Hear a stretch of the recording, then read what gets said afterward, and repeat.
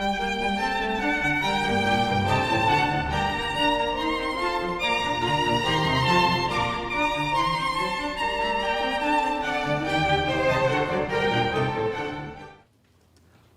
I'm Billy. Today we will be looking at changing strings. The lifetime of a string really depends on how much you play your instrument. For professionals who play their instruments very often, it could be anywhere from 2 to 3 months, or for the casual musician, their strings could last up to over a year. One important thing to remember is that the lower pitched strings, which are thicker, have a much longer lifespan than the higher pitched strings, which are much thinner. For example, on the violin, the G string, which is the lowest string, is a lot thicker than the E string, which is the highest string. Due to this difference in lifespan, you will usually end up changing your E and A string a lot more often, and the D and G, particularly the G, will last a lot longer. When you're changing your strings, you want to take one string off at a time. This is to help stop the bridge and soundpost toppling over.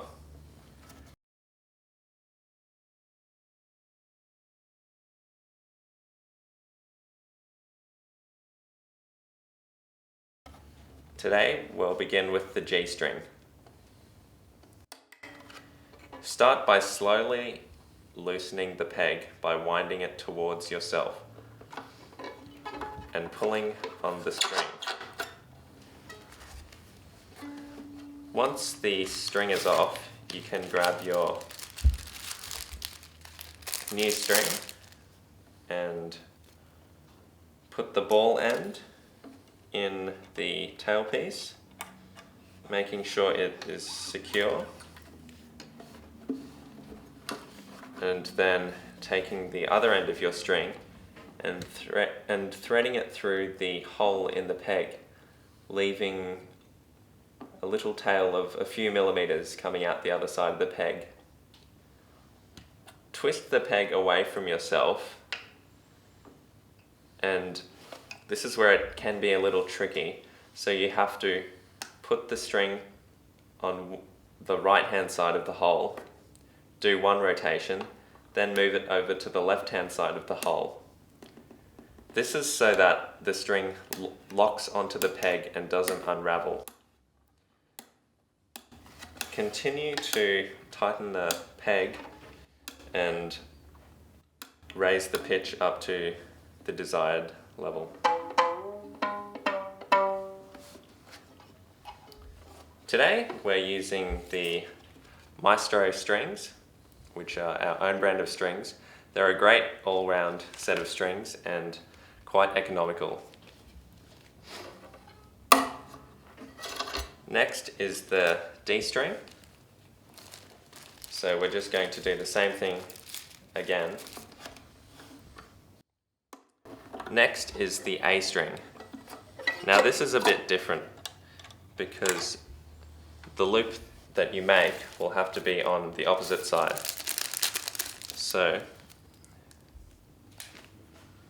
we'll do the same thing as before with the ball end into the tailpiece, and here we go in through the hole, but instead of doing our first loop on the right hand side, we will do our first loop on the left hand side, and then we come over to the right hand side and continue to tighten.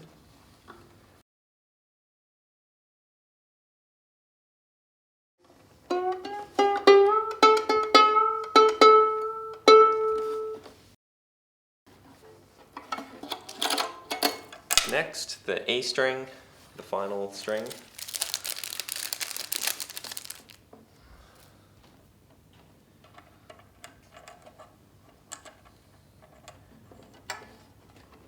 The top string on violins, being the E string, and on violas, being the A string, usually comes with a small sleeve here.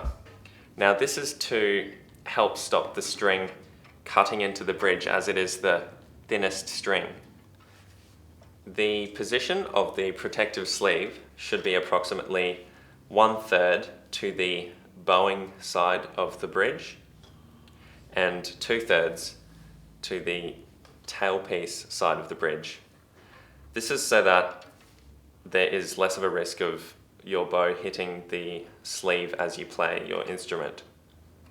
So once the tension builds in the string, the protective sleeve will stay there and won't slip.